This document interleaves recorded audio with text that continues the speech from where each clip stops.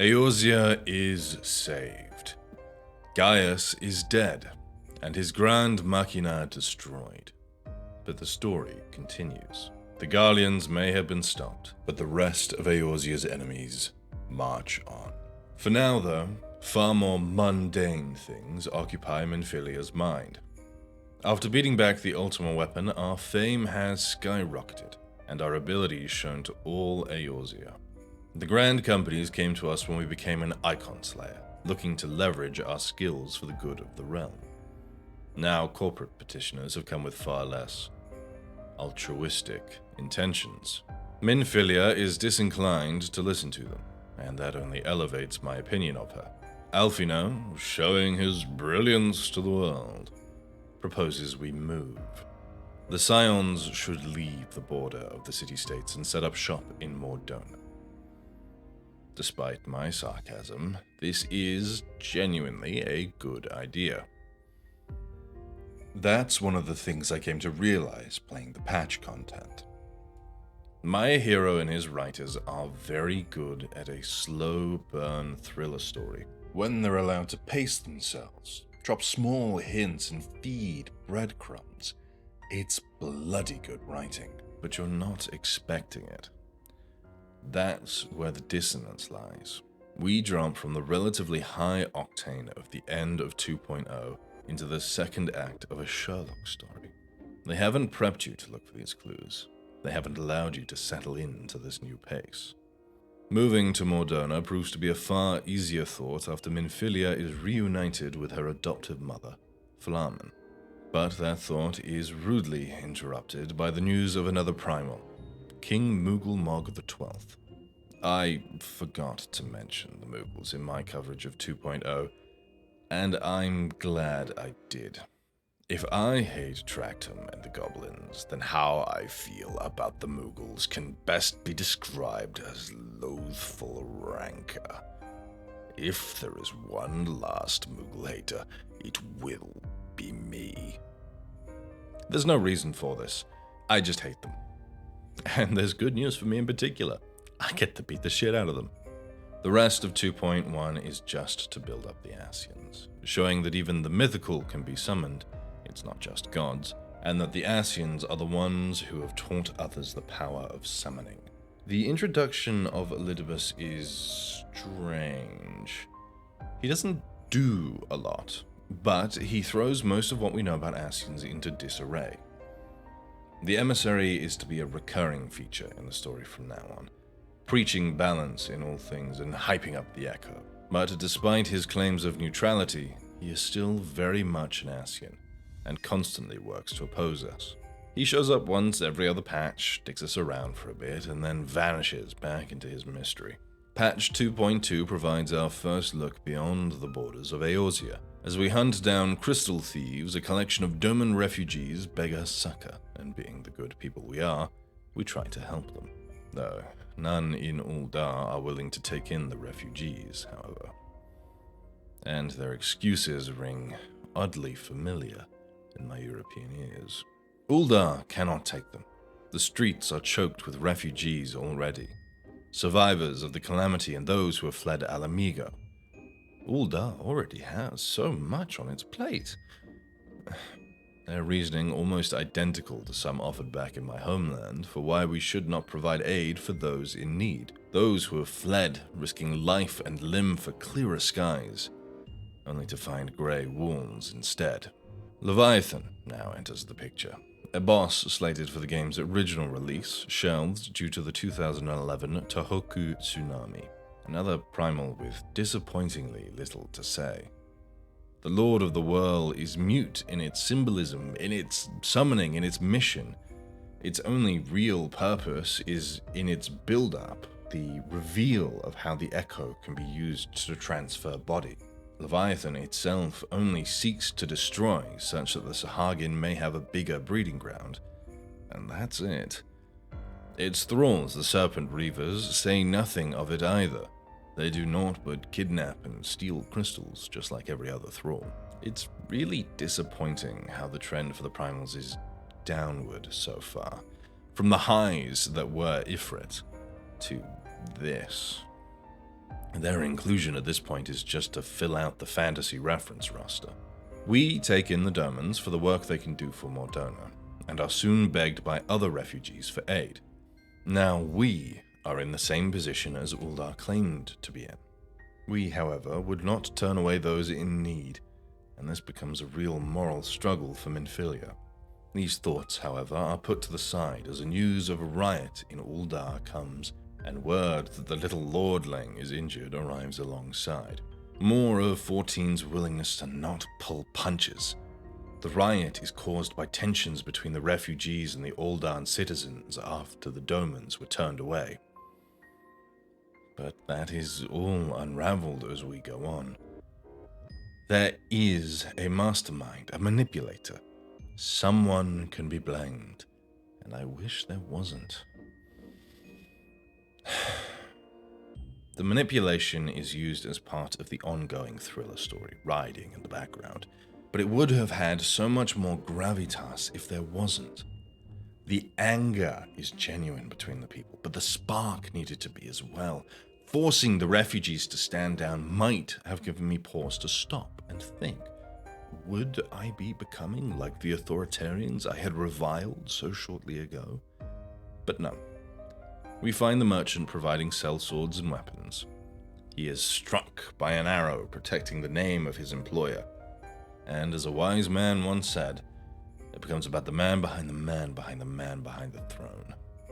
With revolution in the air, the world seems not to give me peace, and I have even more reason to despise the little lordling. He promises a young girl, who has lost her parent in this riot, that he would help her find them. Yet he barely hides his disdain for such a lowly task, and reveals to us how little his promise is worth. If it weren't for the fact he is not involved in the next few quests, I would believe he had abandoned the poor girl. Ramu, the Lord of Levin, is our primal this patch, a small pickup in the quality of a primal story. He is not summoned due to the misdeeds of Eorzeans, or the greed of the Beastmen. He is summoned as a response to the isolationist Sylph's land being trespassed by Garleans, an affront that has naught to do with the people it would affect. But to the Primal and his followers, that matters little. Man is man, and the greed of one betrays the greed of all. The Arbiter means to strike us down in judgment, but can be convinced to leave the safety of the Sylphs in our hands should we prove powerful enough. Urianger also provides us with a quick lore lesson as well this patch. A most intriguing discussion, which I shan't pen now, as it would take a whole page. But the explanation of the Ascians' ability is timed well.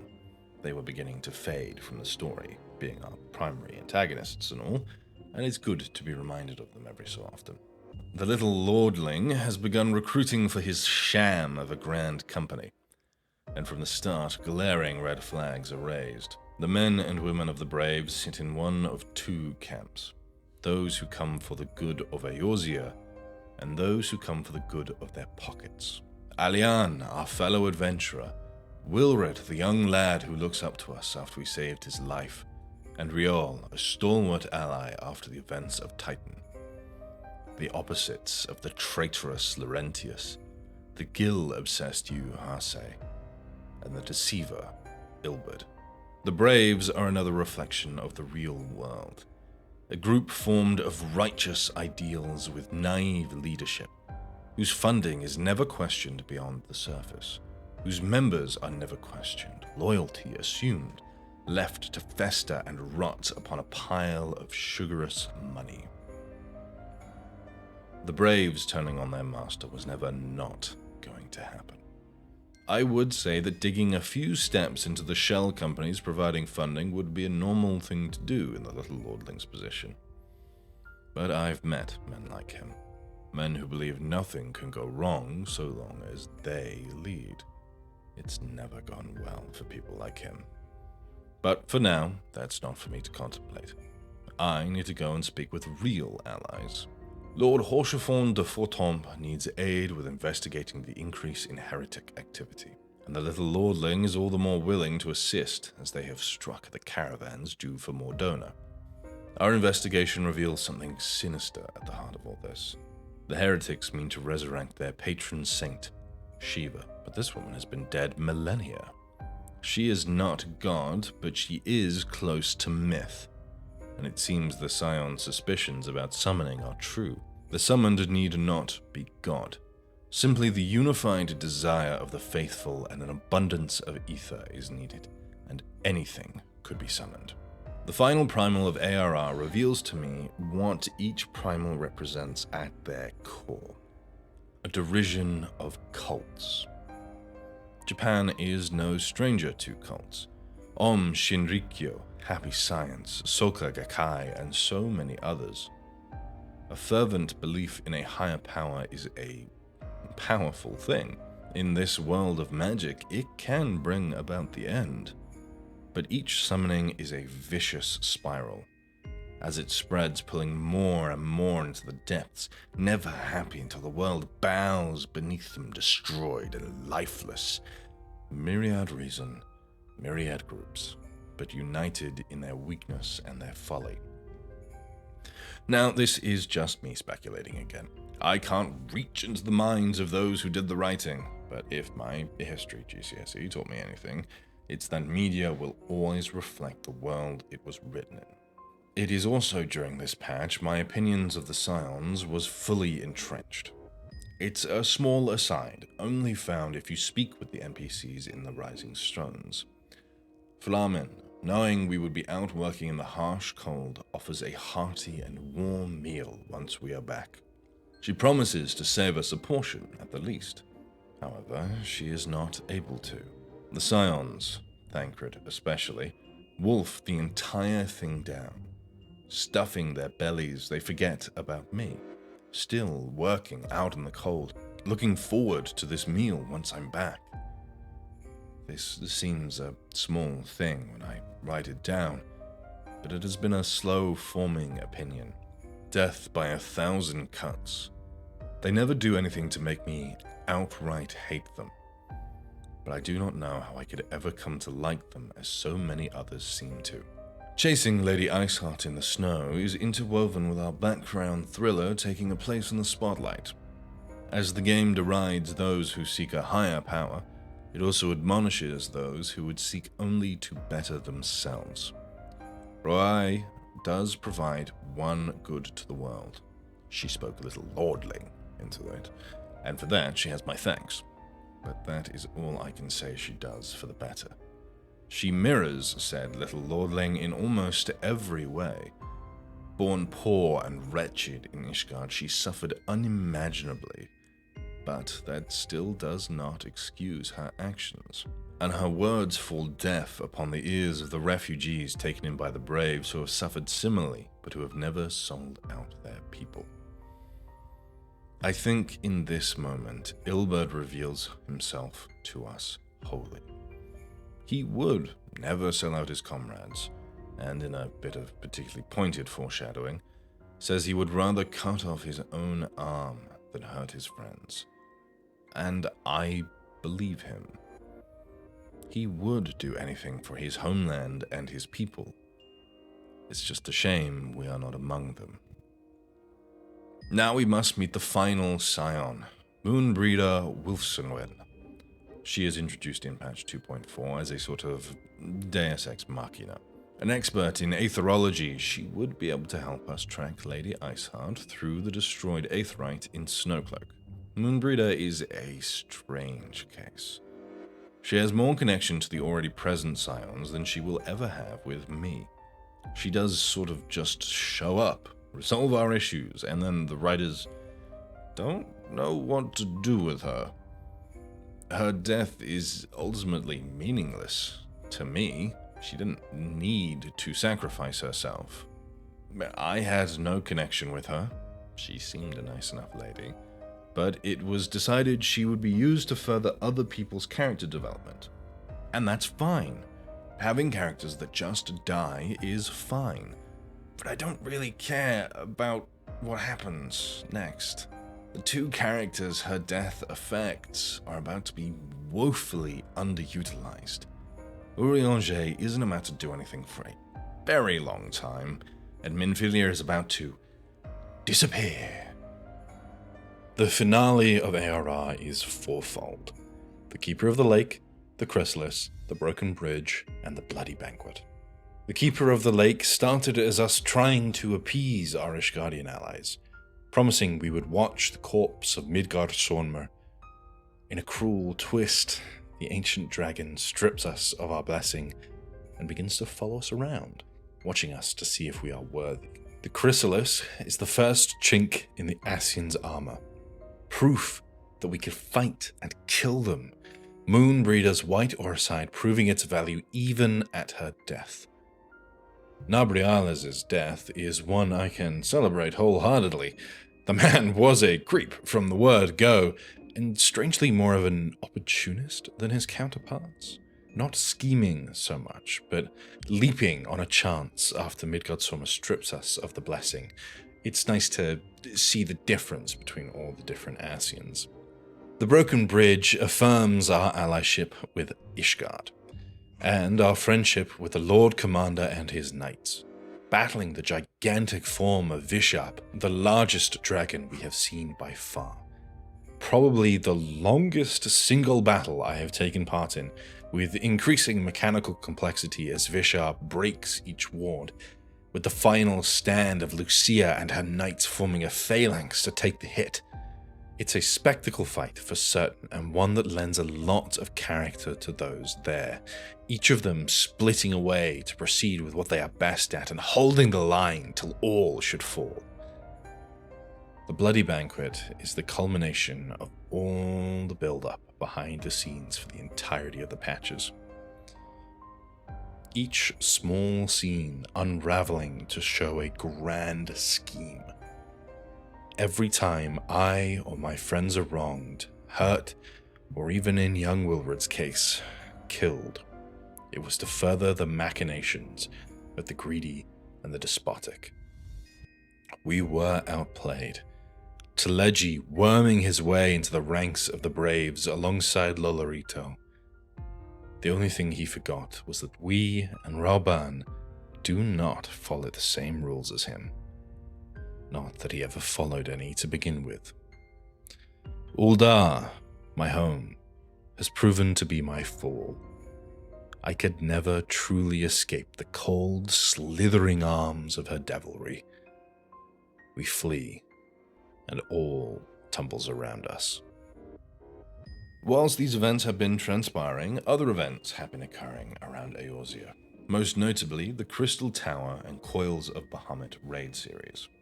Here is a moment, I think, to speak on the actual moment-to-moment gameplay of ARR. And primarily, most of it sucks.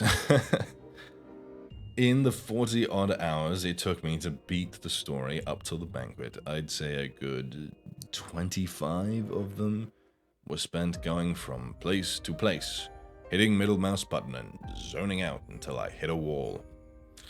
That's not engaging gameplay. Visual novels have their niche, but you know what you're getting into with them. Not so much here.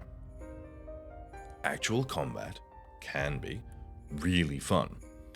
14 has always been more of a puzzle game to me, a puzzle game with extremely strict execution checks in modern raid tiers. So figuring out each enemy, what they do, how I can avoid them, and little optimizations was always fun as I played. Another little mini-game I played was which classes have a modern rework. The only one I can really say still has some of its original jank is Warrior. The weirdness of saving buffs for 3, I want to call them Felcleave so bad, in a beast. Or wasted on part of my 1, 2, 3 to keep at the 60-second timer rolling. The little idiosyncrasies of the mitts not always being pure mitigation. I can't really talk shit about Red Mage or Summoner or Monk or Black Mage or Bard. Thinking about it, there have been a lot of reworks in the time I've been playing, for good and for bad. Down here at level 50, you can tell the fights weren't designed for modern job philosophy. There is a lot of freedom in the old fights. There's also a lot more randomness. These clearly weren't designed as puzzles first, like modern fights. They are spontaneous and erratic. You have to react to mobs in very different ways, and the weird little mechanics in each fight. Like the Dullahan in Amdapor Keep Hard and how he interacts with the statues. These are very fun, but in comes the eternal battle with power creep. We, as a community, outscale these fights hard. Everyone knows about the platforms in Glacis, or the skeletons in the Labyrinth's dragon fight. We barely interact with them, whether through pure numbers scaling, damage creep, or just community knowledge. It's a shame. I would have loved to try these fights as they originally were. I can't speak to the experience of the coils much either. It's almost impossible to do them how they were originally intended. I've done them solo on my raiding character, but there's no stakes to it. I know I'll beat them. It won't even be difficult. I also have no real interest in the story. It's clearly something made for players of 1.0, centered around a character that I only know from a meme and a vague hints in the MSQ. Alize is there, and she gets some emotional payoff at the end, but that is all cut apart by having it shared with the little lordling, and the game trying to force me to believe there is a shred of humanity in that little bastard. The Crystal Tower, however, is something I really quite enjoyed. The main plot isn't anything special. I called everything basically beat for beat, from Une and Doga being Allagan to Graha closing the doors behind you, but it was the characters who stuck with me. Everyone from Noah is there because they are passionate about what they are doing. Graha is a bit of a goofball, but in a way I enjoy, and his final decision is one that makes sense to me, and shows how much he's come to understand his responsibility in the short time we've known him. Rambrose is a much-needed anchor point. He acts as befits a leader of an operation at this scale and cares about the well-being of his people. The Ironworks boys are always a treat. Never get enough of them. Even Nero comes into his own here. The rivalry part of his character is still front and center, and he's more than happy to ride the wake of Noah into the tower, showing some street smarts to his intellect. But his willingness to be almost corrupted for the power he believes he can wield is what really made me like him. He proved me wrong. He is willing to get hurt, even risk dying to achieve his goals. Now, as we take shelter in the falling snows, our only allies are here in the frigid north. We must contemplate our next move. Onwards to Ishgard, and ever heavensward.